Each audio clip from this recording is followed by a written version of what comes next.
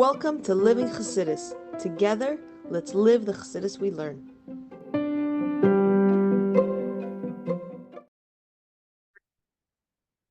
Good morning, everybody, and welcome to Chassidus in the Morning. 15 minutes to change your life. Kuntres, finishing off Maamar Ches. Before we start, we'll give some tzedakah. Do the tzedakah is Agula. It's Hashem to give him tzedakah. You should hasten the coming of Mashiach. And also, a learning in the Zchus of all the Yidden Eretz Yisrael, and specifically the hostages and the soldiers that are in there, and specifically Yosef Yitzchak ben Simcha. And today we're going to focus on one of the hostages, but all of them should be safe and free, just like we had, a lot of them already came back. The rest of them should come back safely, healthy, and strong. And we're gonna dump for Roni ben Barta. With Hashem, Roni ben Barta should be good and healthy, and safe. Okay. In today's class, we're going to finish off this parak Gimel, and then we're going to, with the time we have left, we're going to go through everything we've learned till now, and then we will. So then, starting the next class, we can start a Maamar test, a new fresh start. Okay. So, and remember what we've been talking about is there's two sort of modes.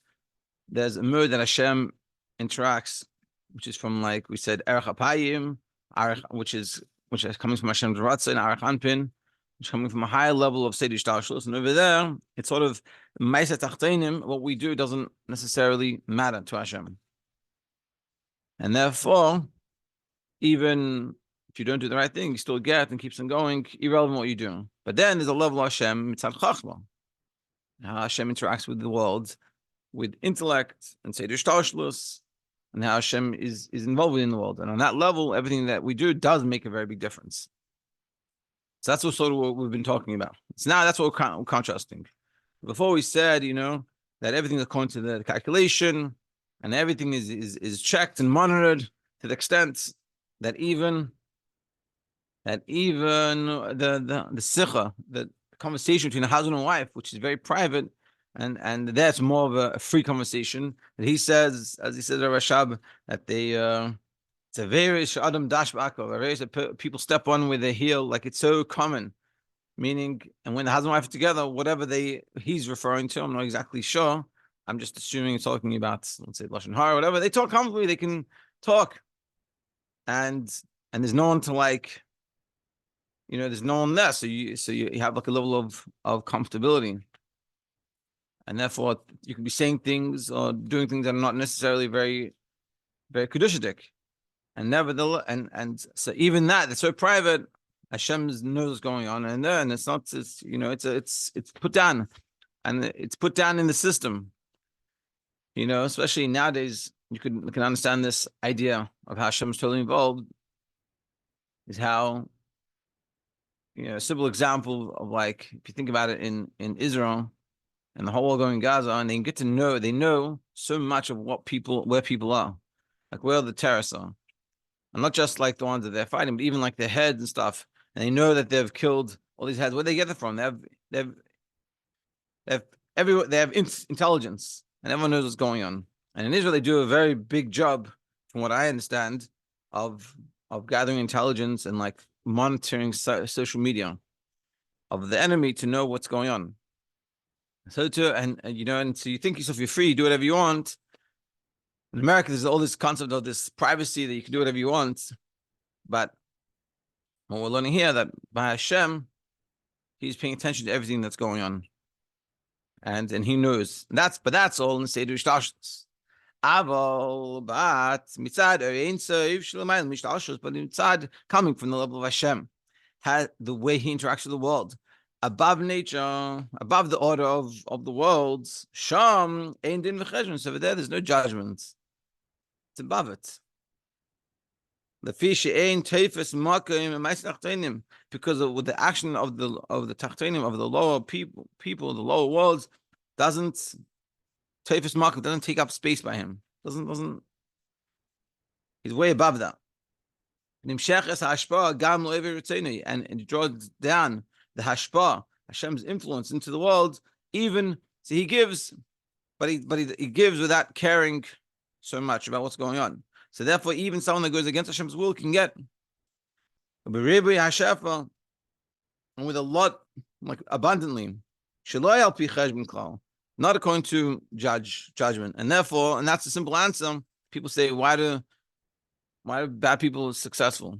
Well, this person, I don't see the person doing all these things and they get successful. So first of all, the true answer is you don't know what's going on in their lives. You don't know what they're doing. Just because they look one way on the outside, that doesn't mean anything.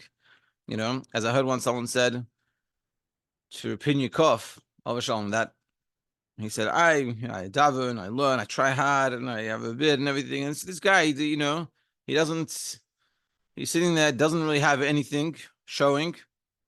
And he looks, the way I see it, the way he studies, like it looks very not so religious, and he's very successful. And I'm sitting there and I'm very unsuccessful. So Rabbi Yaakov said to him, he goes, you don't know what zchus he has. Meaning you don't know what good he's doing. You don't know anything about his life. That's a very important point. But here what we're seeing is, even if you did know, and even if you knew that what they were doing was wrong and bad, and you see them as successful. That's because they're receiving from this higher level. And this is the reason why the ways of the Rishoyim are successful. It comes from this level of arich up, slow to inga. We said before that Hashem slow to inga, that he punishes them later, that he holds off the punishment till later, till time to come. They're receiving from this slow to inga level, or this level above seichel, above chachma, arich anpin, which is above the calculation.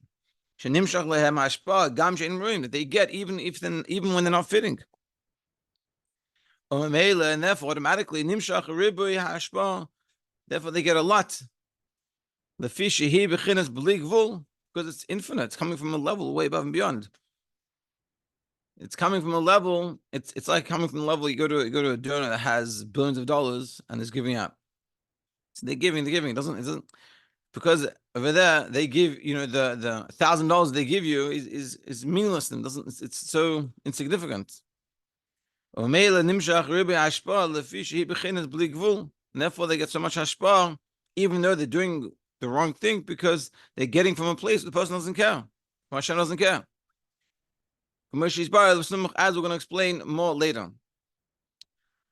So, so what we're saying is that there's a level of Hashem that's in din v'cheshbon, that's calculated.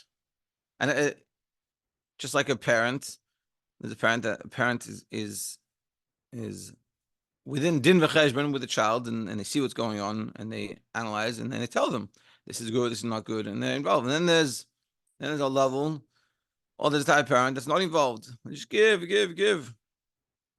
But that comes with a lack of care, a lack of relationship with the child. Just like we're saying with this level of Hashem, it's a bit above and beyond. And so therefore it's irrelevant what we do. And that's why you can see that even though the person is doing not the best things, still they continue getting. Ultimately, it doesn't last forever.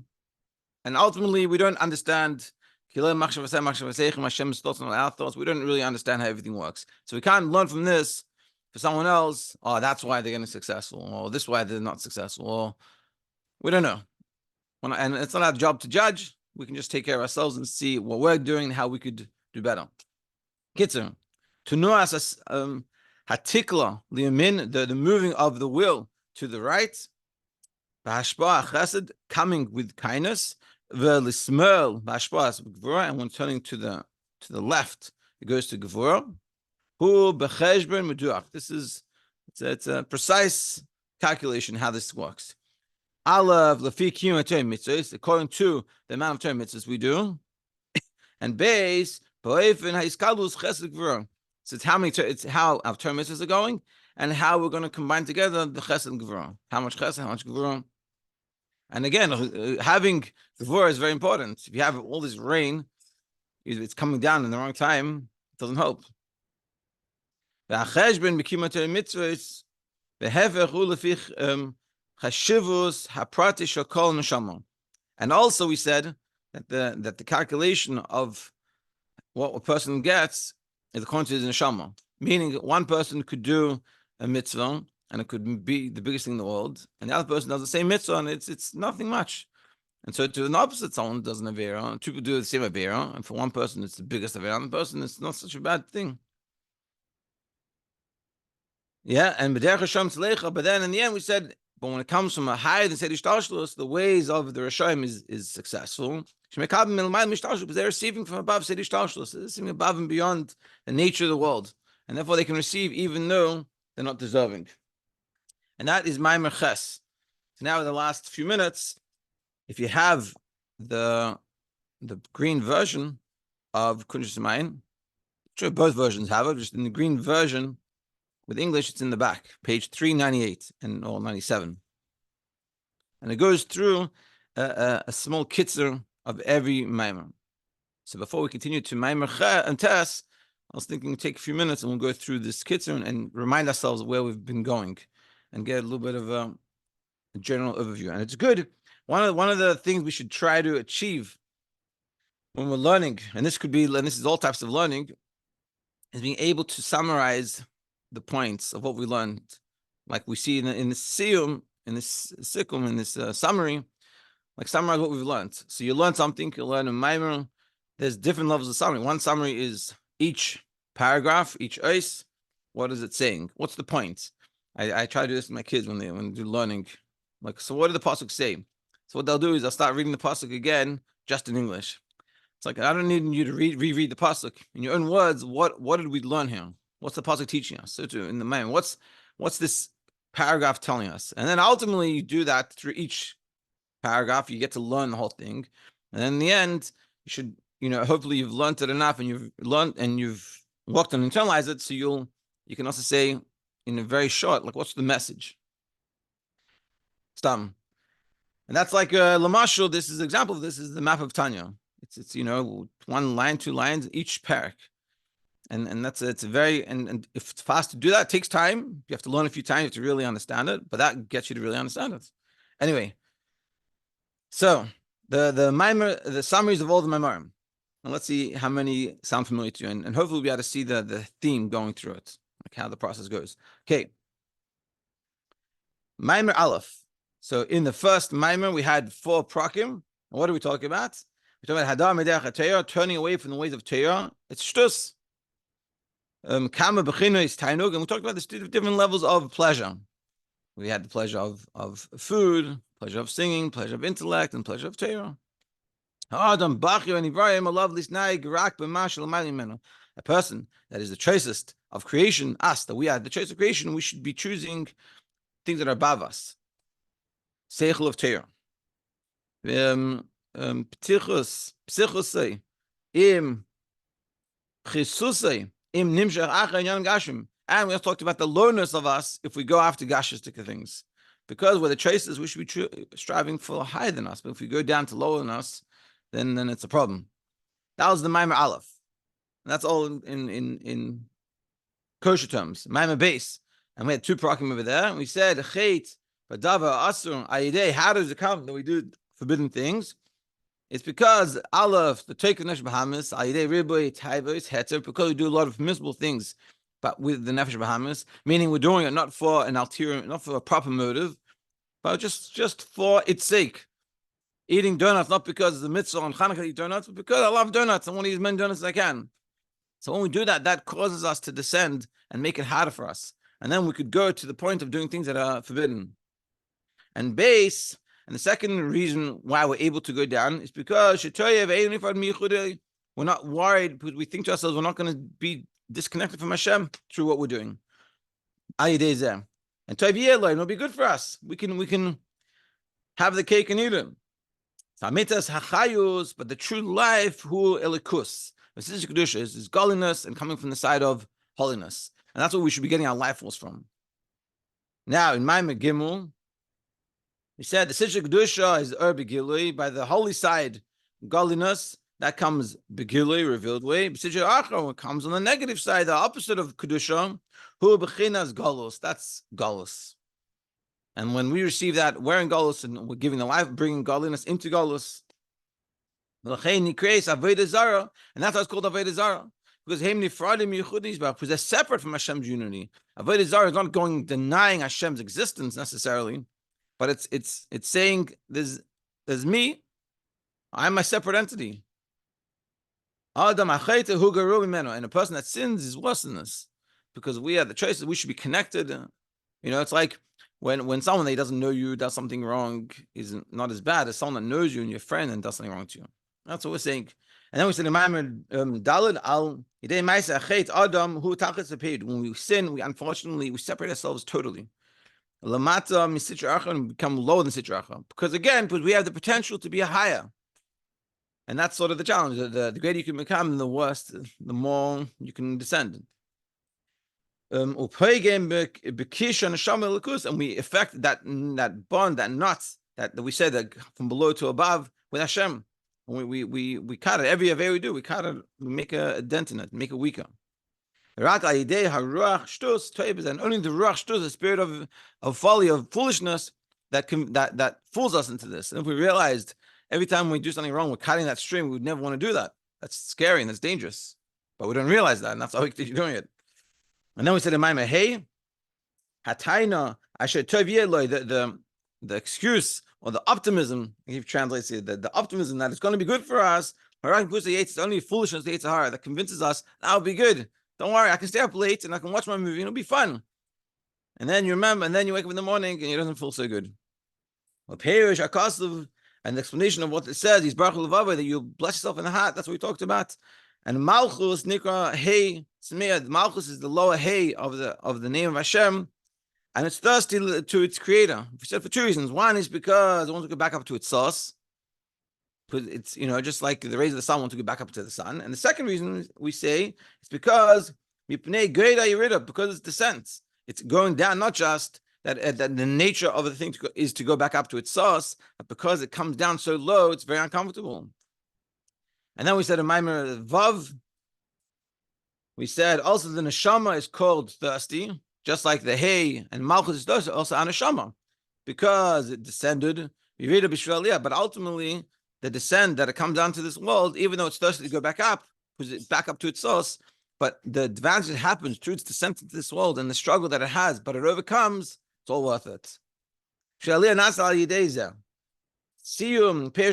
we ended off explaining what does it mean, harava, which is the nefesh bahamis, the sated, which is nefesh bahamis, as a tzemeya connects with the tzemeya, the thirsty nefesh alikis. Lo yaved Hashem l'slachla, and Hashem, whoever listens to the Yetzer Hara, Hashem doesn't want to forgive them. The sidluk haratzon, you're taking away the ratzon of Hashem. Hashem's ratzon in you is removed. When you misbehave, the ratzon that the person that you misbehave to has goes away. And it affects just in a relationship. And then we said Maamar Zayin. We said the klippa is in Sitra Achra, Makabli Mecharayin. The klippa Sitra Achra get from the hind part, like we gave that marshal of the wedding of the feast. Command Nishari Basak Haspoit, like someone throws it behind his shoulder to his enemy. And Torah Mitzvah is L'Yisrael. Torah Mitzvah is V'Yisrael. Torah Mitzvah and the Jewish people. And we come from Hashem's inner desire. Hashem's desire is us Torah Mitzvahs. It's pretty cool. We are his inner desire.